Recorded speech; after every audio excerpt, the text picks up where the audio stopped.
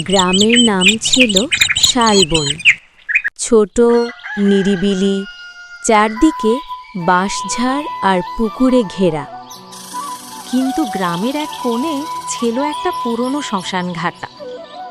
সেই শ্মশান নিয়ে গ্রামের লোকজন ফিসফিস করে কথা বলতো, কারণ সেখানে নাকি থাকে এক রাক্ষসী ভূত।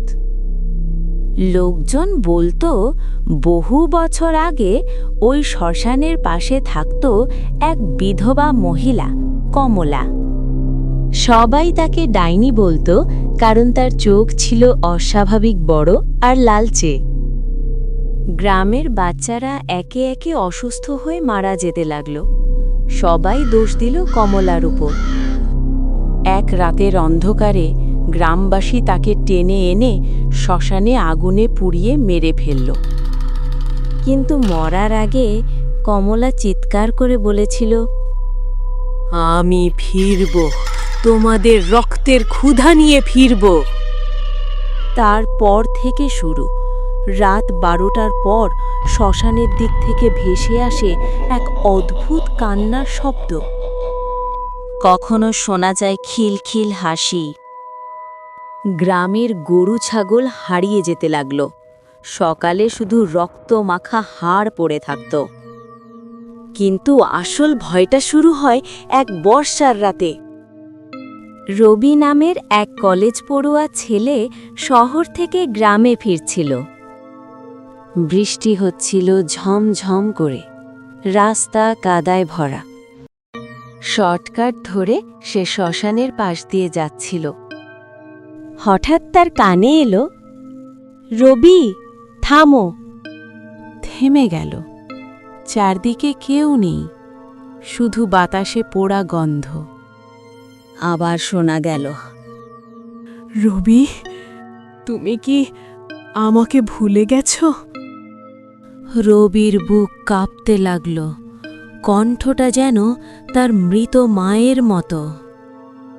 শ্মশানের ভিতর থেকে ধোঁয়ার মতো একটা ছায়া বেরিয়ে এলো।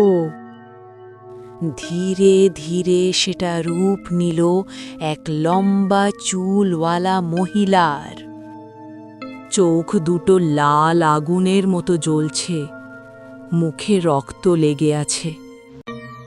রবি দৌড়াতে গেল, কিন্তু তার পা নড়ছে না। মাটির নিচ থেকে যেন কঙ্কাল হাত বেরিয়ে তার পা চেপে ধরেছে। তার গলা লম্বা হতে লাগল, দাঁত বড় হতে লাগল, মুখ ফেটে এক অমানুষিক চেহারা, সত্যিকারের রাক্ষসী। সে ফিসফিস করে বইয়া, আমি কমলা, আমি ক্ষুধার্ত। এক ঝটকায় সে রবির গলায় ঝাঁপিয়ে পড়ল। বৃষ্টি তখন আরও জোরে পড়ছে। বজ্রপাতের আলোয় দেখা গেল রবির শরীর ধীরে ধীরে শুকিয়ে যাচ্ছে, যেন তার রক্ত কেউ চুষে নিচ্ছে। পরদিন সকালে গ্রামের লোকজন শ্মশানের পাশে রবির দেহ খুঁজে পেল। শরীরে এক ফোঁটা রক্ত নেই, চোখ দুটো ভয়ে স্থির হয়ে আছে।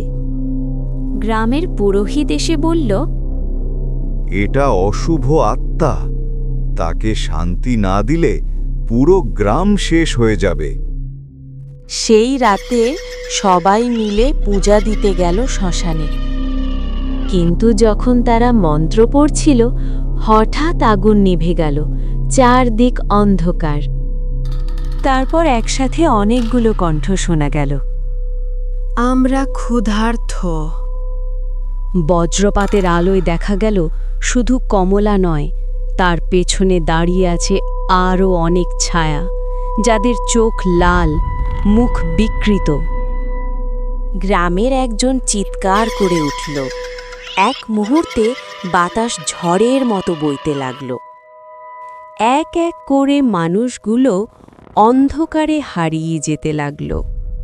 শুধু শোনা যাচ্ছিল হাড় ভাঙার শব্দ আর খাওয়ার শব্দ।